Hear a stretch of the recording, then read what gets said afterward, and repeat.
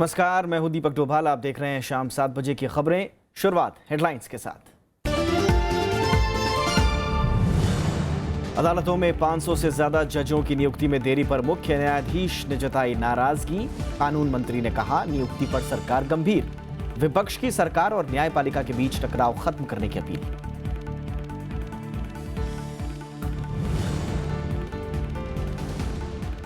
जम्मू कश्मीर के कुपवाड़ा जिले में बीएसएफ काफिले पर आतंकी हमला, 2 जवान जख्मी, सर्च ऑपरेशन जारी।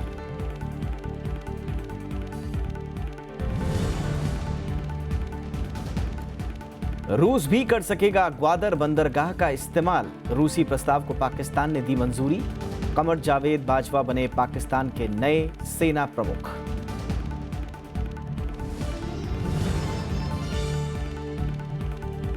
नहीं रहे क्यूबा के पूर्व राष्ट्रपति और कम्युनिस्ट क्रांति के नेता फिदेल कास्त्रो।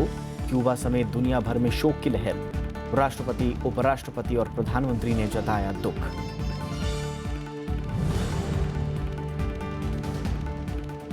और मोहाली टेस्ट में पहले दिन टीम इंडिया हावी। 8 विकेट के नुकसान पर इंग्लैंड का स्कोर 268 रन। उमेश जयंत और रविंद्र जडेजा ने लिए 2-2 विकेट।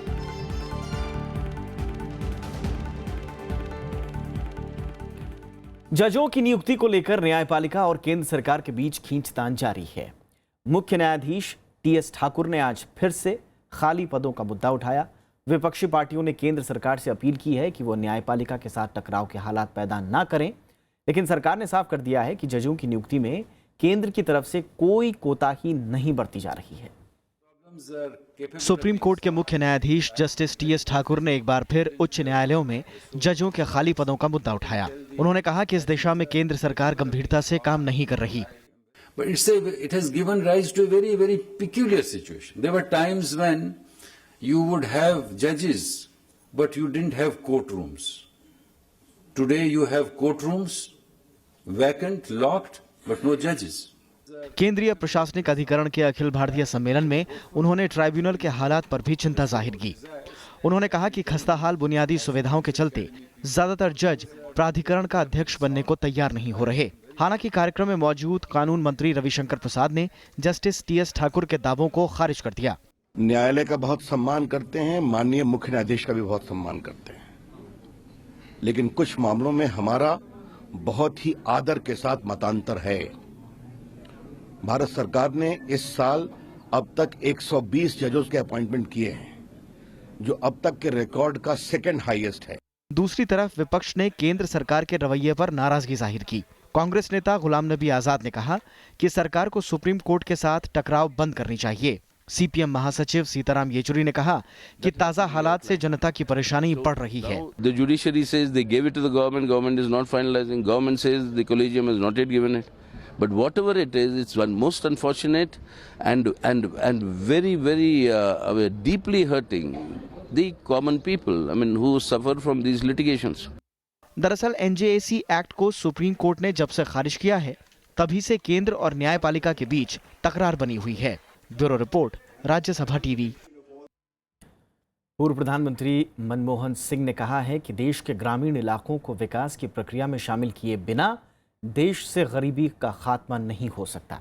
मनमोहन सिंह दिल्ली में आयोजित पीएचडी चैम्बर ऑफ कॉमर्स के एक कार्यक्रम को संबोधित कर रहे थे। पीएचडी चैम्बर ऑफ कॉमर्स के 111वें वार्षिक सम्मेलन को संबोधित करते हुए पूर्व प्रधानमंत्री मनमोहन सिंह ने ग्रामीण इलाकों के विकास पर जोर दिया। उन्होंने कहा कि जब तक खेती से जुड़े लोगों की आमदनी नहीं बढ़ेगी, देश से गरीबी खत्म नहीं होगी। पूर्व प्रधानमंत्री ने कहा कि ग्रामीण इलाकों से पलायन से शहरों पर भी दबाव बढ़ रहा है।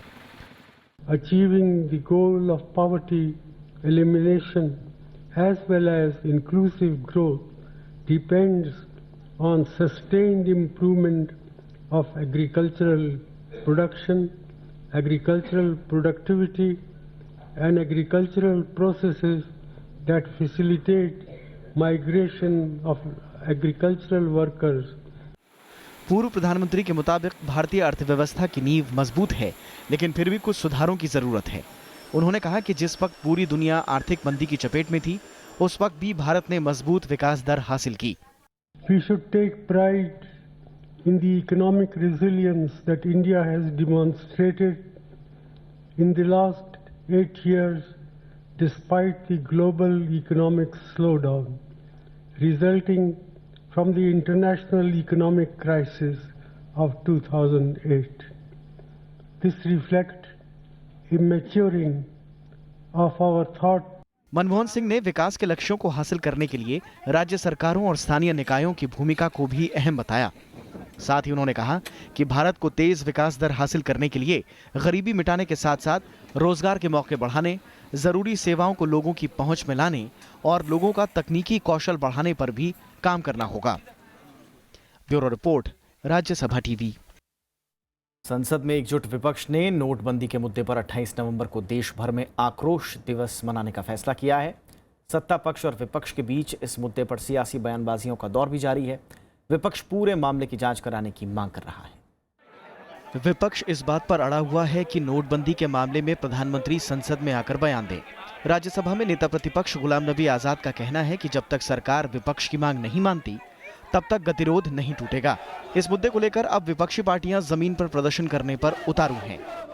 ये जो आक्रोश है पूरे भारत में, उस आक्रोश के लिए सिर्फ हमको अपना आक्रोश पार्लियामेंट के अंदर तक ही सीमित नहीं रखना चाहिए, बल्कि पूरे देश में होना चाहिए। अपनी इन कमियों व विफलताओं पर से जनता का ध्यान बांटने के लिए ही इन्होंने बहुत जल्दबाजी में व बिना पूरी तैयारी के ही देश में 500 व 1000 रुपए के नोटों पर पाबंदी लगाने का फैसला ले लिया और अब इस मामले में प्रधानमंत्री श्री नरेंद्र मोदी भी संसद में अपने विरोधियों को जवाब देने से कतरा रहे हैं। यही नहीं, विपक्ष सरकार पर यह आरोप भी लगा रहा है कि इस फैसले की जानकारी पहले से चुनिंदा लोगों को थी, लिहाजा पूरे मामले की जांच के लिए जेपीसी गठित की जाए। Several political parties in opposition have made the demand there should be some JPC because there was selective leakage of the decision taken by the government to certain quarters which are close to BJP. विपक्ष ने यह आरोप भी लगाया कि नोटबंदी के ऐलान से ठीक पहले बीजेपी ने कई जगहों पर पार्टी के लिए जमीन खरीदी। हालांकि बीजेपी ने इन आरोपों को पूरी तरह से खारिज कर दिया और कहा कि इस खरीदारी का नोटबंदी से कोई संबंध नहीं है। हम किराए पर और कार्यालय का अभाव में पार्टी के कार्यक्रमों का संचालन करने में काफी कठिनाई होती थी, तो पार्टी ने एक निर्णय लिया है कि सभी जिला मुख्यालय पर एक अपना कार्यालय हो। उसी निमित्त लगभग 1 साल से प्रक्रिया चल रही थी। दूसरी तरफ बिहार के मुख्यमंत्री नीतीश कुमार ने फैसले की तारीफ करते हुए कहा कि अगले चरण में बेनामी संपत्तियों की भी जांच होनी चाहिए। लेकिन हम कहेंगे कि नोटबंदी ठीक है, लेकिन सिर्फ नोटबंदी से काम नहीं चलेगा। नोटबंदी के साथ अब हम आग्रह करेंगे केंद्र सरकार से और माननीय प्रधानमंत्री जी से कि भाई इसके साथ अब बेनामी संपत्ति को भी हिट करिए मजबूती। केंद्र सरकार का दावा है कि नोटबंदी के फैसले पर जनता उनके साथ है, तो वहीं विपक्ष का दावा है कि देश की बड़ी आबादी इस फैसले के चलते तकलीफ झेल रही है। Bureau report, Rajya Sabha TV. प्रधानमंत्री नरेंद्र मोदी शनिवार को हैदराबाद में थे। यहां उन्होंने पुलिस महानिरीक्षकों और केंद्रीय पुलिस संगठनों के प्रमुखों के 51वें वार्षिक सम्मेलन में हिस्सा लिया। प्रधानमंत्री ने यहां सीमा पार से होने वाली आतंकवादी गतिविधियों, घुसपैठ और युवाओं को कट्टरपंथी बनाने की समस्याओं पर देश के शीर्ष पुलिसकर्मियों के साथ बातें साझा की। उन्होंने सरदार वल्लभ भाई पटेल राष्ट्रीय पुलिस अकादमी में पुलिस अधिकारियों के साथ योग सत्र में भी भाग लिया। इसके बाद पुलिस अकादमी में शहीद स्तंभ पर श्रद्धांजलि देते हुए उन्होंने पुष्प अर्पित भी किए। प्रधानमंत्री ने एनपीए में सरदार पटेल की प्रतिमा पर पुष्पांजलि अर्पित की और अकादमी परिसर में पौधारोपण भी किया। गृहमंत्री राजनाथ सिंह ने सभी राज्यों के पुलिस महानिदेशकों के 3 दिवसीय सम्मेलन का शुक्रवार को उद्घाटन किया था। इस सम्मेलन में सीमा पार से होने वाली आतंकवादी गतिविधियों, युवाओं को कट्टरपंथी बनाने और भारतीयों को पश्चिम एशिया के आईएसआईएस जैसे आतंकवादी संगठनों में शामिल होने के लिए फुसलाने की समस्याओं के अलावा आंतरिक सुरक्षा के मामलों पर बेहद अहम चर्चा हुई। जम्मू कश्मीर में सुरक्षा बलों पर आतंकी हमले रुकने का नाम नहीं ले रहे हैं। शनिवार सुबह कुपवाड़ा जिले में आतंकियों ने बीएसएफ के काफिले को निशाना बनाया। इस हमले में बीएसएफ के 2 जवान घायल हो गए। शनिवार सुबह आतंकियों ने बीएसएफ के काफिले पर घात लगाकर हमला किया। घटना कुपवाड़ा के लंगेट इलाके की है। यहां आतंकियों ने बीएसएफ के काफिले पर फायरिंग की। इस हमले में बीएसएफ का एक जवान घायल हो गया। घटना के बाद सुरक्षा बलों ने इलाके में सघन सर्च ऑपरेशन चलाया। शुक्रवार को दक्षिण कश्मीर के कुलगाम में आतंकियों ने पुलिस लाइन के पास गश्ती दल पर हमला किया था। इसमें 2 सुरक्षाकर्मी शहीद हो गए थे। बांदीपोरा में भी आतंकियों के साथ मुठभेड़ में सेना का एक जवान शहीद हुआ था, जबकि इस दौरान 2 विदेशी आतंकियों को मार गिराया गया। शुक्रवार को सोपोर में एक आतंकवादी को गिरफ्तार किया गया। इस बीच राज्य में जनजीवन सामान्य होता दिख रहा है। हालांकि शुक्रवार को अलगाववादियों के बुलाई बंद का कश्मीर घाटी में असर दिखाई दिया। शनिवार को घाटी के बाजार खुले और काफी चहल पहल भी दिखाई दी। कर्फ्यू, बंदिशें, हड़तालें, इनसे कोई मसला हल होने वाला नहीं है। गवर्नमेंट ऑफ इंडिया और गवर्नमेंट ऑफ पाकिस्तान को आमने सामने आना चाहिए और इस दिरीना मसला का हम चाहते हैं कि जिसमें हम ताजिर लोग, क्योंकि मैं बहसत एक ताजिर बात कर रहा हूं, कि हम ताजिर लोग इसमें पिस चुके हैं। इधर राज्य की मुख्यमंत्री महबूबा मुफ्ती ने शनिवार को दिल्ली में रेल मंत्री सुरेश प्रभु से मुलाकात की। दोनों के बीच राज्य में नई रेलगाड़ियां चलाने समेत कई मुद्दों पर बातचीत हुई। Bureau report, Rajya Sabha TV. एक छोटा सा ब्रेक लेते हैं। ब्रेक के उस पार कुछ और खबरें होंगी।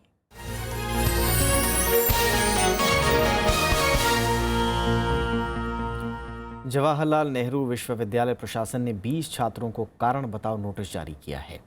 विश्वविद्यालय ने इन छात्रों से कुलपति और दूसरे अधिकारियों को बंधक बनाने के मामले में सफाई मांगी है। पूर्व छात्र संघ अध्यक्ष कन्हैया कुमार और उमर खालिद समेत इन 20 छात्रों पर आरोप है कि इन्होंने पिछले महीने विश्वविद्यालय प्रशासन से जुड़े लोगों को प्रशासनिक भवन में 20 घंटे से ज़्यादा बंधक बनाए रखा। ये लोग जेएनयू से गायब हुए छात्र नजीब अहमद को खोजकर वापस लाने की मांग कर रहे थे। आरोपी छात्रों से अनुशासन समिति के सामने पेश होने को भी कहा गया है।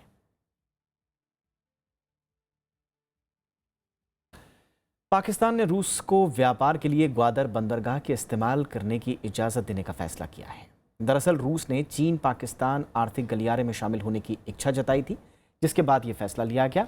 ईरान और तुर्कमेनिस्तान के बाद रूस ऐसा तीसरा देश है जिसे पाकिस्तान ने इस तरह की इजाज़त दी है।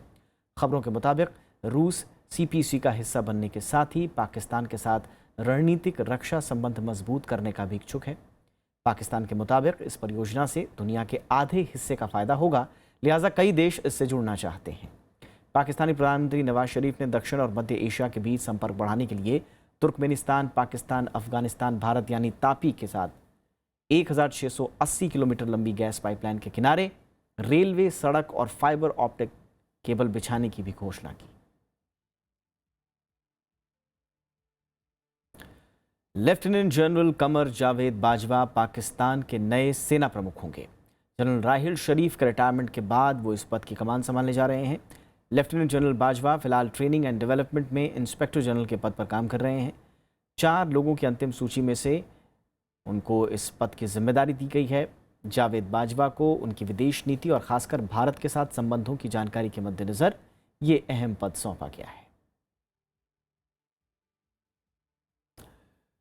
क्यूबा के पूर्व राष्ट्रपति और क्रांतिकारी नेता फिदेल कास्त्रो अब इस दुनिया में नहीं रहे। लंबे समय से बीमारी फिदेल ने इस बीमारी के बाद हवाना में आखिरी सांस ली। उपराष्ट्रपति मोहम्मद हामिद अंसारी, प्रधानमंत्री नरेंद्र मोदी, कांग्रेस अध्यक्ष सोनिया गांधी ने गहरा शोक जताया है। राष्ट्रपति प्रणब मुखर्जी ने भी अपने खास संदेश में फिदेल को महान नेता बताया। उनका अंतिम संस्कार दिसंबर को किया जाए, 4 दिसंबर को। I don't ambition power, money, nothing, only to serve my country. Fidel Alejandro Castro रूस क्यूबा के पूर्व राष्ट्रपति और कम्युनिस्ट क्रांति के नेता। शनिवार को कास्त्रो ने इस दुनिया से अलविदा कह दिया। फिदेल लंबे समय से बीमार थे। क्यूबा में मौजूदा राष्ट्रपति और फिदेल के भाई राउल कास्त्रो ने इसकी जानकारी दी। Falleció el comandante en jefe de la revolución cubana, Fidel Castro Ruz.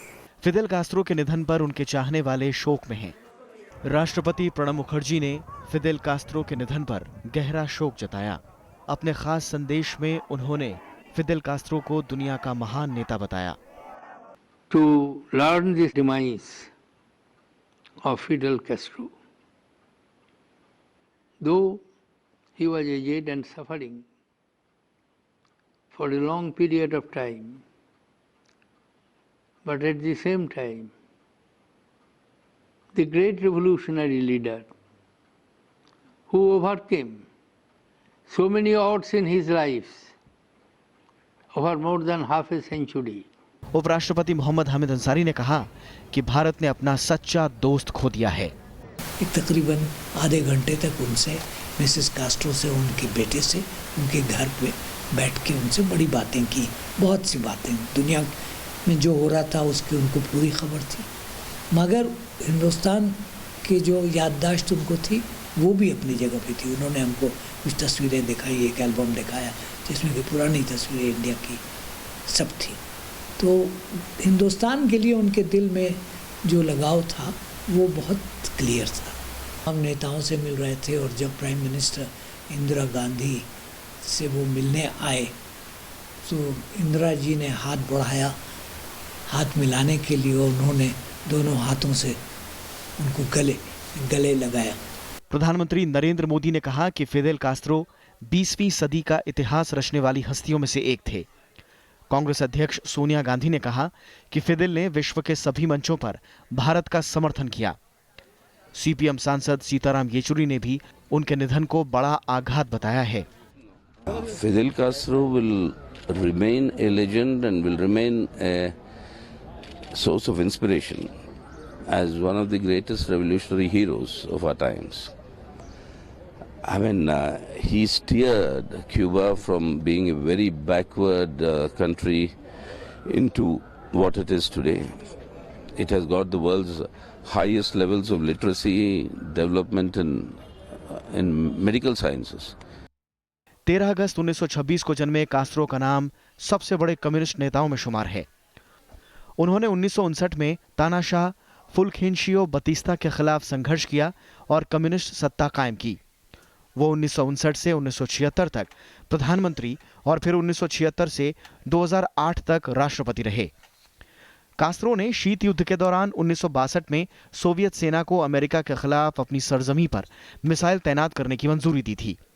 1992 में क्यूबा शरणार्थियों को लेकर उन्होंने अमेरिका के साथ समझौता किया। करीब 5 दशक तक क्यूबा की कमान संभालने वाले कास्त्रो ने 2008 में अपने भाई राउल कास्त्रो को सत्ता सौंप दी। फिदेल कास्त्रो का भारत और विकासशील देशों से खास लगाव था। पहले प्रधानमंत्री पंडित जवाहरलाल नेहरू के साथ उनके काफी घनिष्ठ संबंध थे। पूर्व प्रधानमंत्री इंदिरा गांधी को बहन मानने वाले कास्त्रो की छवि तीसरी दुनिया के देशों में समाजवादी मुखिया की रही। भारत और इंग्लैंड के बीच शुरू हुए तीसरे टेस्ट का पहला दिन भारत के ही नाम रहा। मोहाली में खेले जा रहे टेस्ट मैच के पहले दिन इंग्लैंड ने 90 ओवर के बाद 8 विकेट खोकर 268 रन बनाए। फिलहाल क्रीज पर आदिल रशीद और गैरेथ बैटी बने हुए हैं। भारत की तरफ से रविंद्र जडेजा, उमेश यादव और जयंत यादव ने 2-2 विकेट लिए। वहीं शमी और अश्विन के खाते में 1-1 विकेट आया।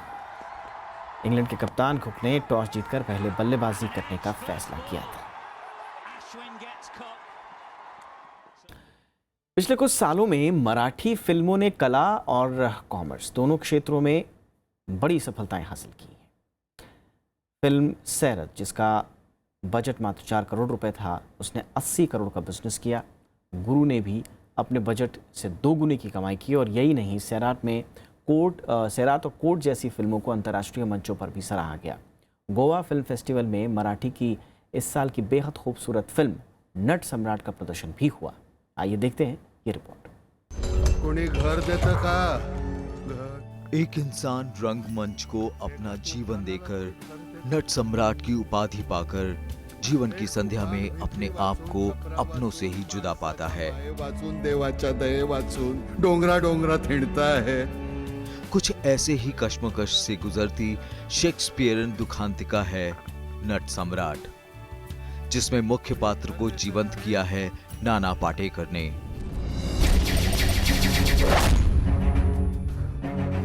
To be or not to be, that is the question. मुझे हर रोज क्रिकेटर जो है या एक्टर है उनकी रोज टेस्ट मैच होती है। कल मैंने सेंचुरी लगाई, नहीं भाई आज क्या कर रहे हो बताओ। वो तुम्हारा वो पूर्व संचित म्हणतो, पूर्व पुण्याई जो कहते हैं, उसके ऊपर हम जी नहीं सकते, हमको रोज प्रूव करना पड़ता है। विधाता तू इतका कठोर का झालास? एका बाजूला जाना आम्ही जन्म दिला ते आम्हाला विसरता। नाना पाटेकर का मानना है कि अच्छी फिल्मों की कोई सीधी परिभाषा नहीं हो सकती और कुछ फिल्में कारोबार के लिए भी बनानी होती हैं। करुणा करा, आम्ही थेरड्याने कोणाच्या पायावर डोकं आदळायचं रे। Oscar winning film Slumdog millionaire में अभिनय कर चुके और नट सम्राट के डायरेक्टर महेश मांजरेकर का कहना है कि हॉलीवुड फिल्में विश्व सिनेमा की गुणवत्ता का मापदंड नहीं है। It won a lot of Oscars, but I don't think it was a path-breaking film. Marathi फिल्मों के दीवाने गोवा फिल्म फेस्टिवल में आज फिल्म एक अलबेला देख सकते हैं। इसके अलावा निर्माता निर्देशक प्रकाश झा से संवाद का भी मौका मिल सकता है। कैमरा पर्सन जुनैद के साथ इरफान, राज्यसभा टीवी, गोवा। इन्फोसिस फाउंडेशन ने 2016 के लिए इन्फोसिस पुरस्कारों का ऐलान कर दिया है। इस साल अलग अलग क्षेत्रों में अहम योगदान देने वाले 6 लोगों को सम्मानित किया गया है। इसमें विज्ञान, अर्थशास्त्र और इंजीनियरिंग से जुड़े लोग शामिल हैं। इन्फोसिस साइंस फाउंडेशन ने 2016 के लिए प्रतिष्ठित इन्फोसिस पुरस्कारों का ऐलान कर दिया है। They are a remarkable set of researchers and scientists. Their combined research adds to our understanding of diverse aspects of the human experience and our place in the universe. Their fields of study range from fighting diseases to ideas that span the length of time to exploring the depth of space. इस साल engineering और computer science में इन्फोसिस पुरस्कार professor V Kumaran को दिया गया है, जिन्होंने खासकर कोमल दीवारों वाले ट्यूब और चैनल में पेचीदे तरल और पेचीदगी भरी धार में संक्रमण और हलचल पर महत्वपूर्ण शोध किया है। इस शोध का इस्तेमाल हृदय वाहिनी और फेफड़ों से जुड़ी स्वास्थ्य समस्याओं के निदान के लिए अहम है।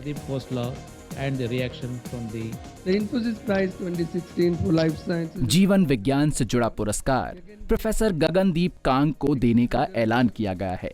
प्रोफेसर कांग ने रोटा वायरस के प्राकृतिक इतिहास को समझने और दूसरे महत्वपूर्ण संक्रामक बीमारियों से जुड़े महत्वपूर्ण शोध किए हैं। गणित के क्षेत्र में इन्फोसिस पुरस्कार स्टैनफोर्ड यूनिवर्सिटी के प्रोफेसर अक्षय वेंकटेश को विभिन्न तकनीकियों के इस्तेमाल से आधुनिक अंक सिद्धांत पर महत्वपूर्ण कार्य के लिए दिया गया,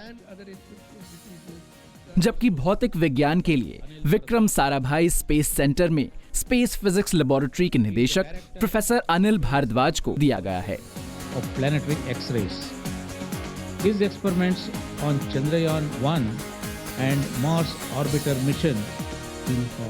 सामाजिक विज्ञान के मानविकी क्षेत्र में इस साल का इन्फोसिस पुरस्कार हार्वर्ड विश्वविद्यालय के प्रोफेसर सुनील अमृत को देने का ऐलान किया गया है। अर्थशास्त्र के लिए कैम्ब्रिज विश्वविद्यालय के प्रोफेसर कैवान मुंशी को आर्थिक विकास में विभिन्न समुदायों जैसे नस्लीय संगठनों और जातियों की बहुआयामी भूमिका के अहम शोध पर इन्फोसिस पुरस्कार का सम्मान दिया गया है। इन्फोसिस साइंस फाउंडेशन के ये प्रतिष्ठित सालाना पुरस्कार विभिन्न क्षेत्रों में महत्वपूर्ण शोधों के लिए दिए जाते हैं। पुरस्कार में 65 लाख की नगद राशि, 22 कैरेट सोने का मेडल और एक प्रमाण पत्र शामिल होता है। इसी के साथ इस बुलेटिन में इतना ही। नमस्कार।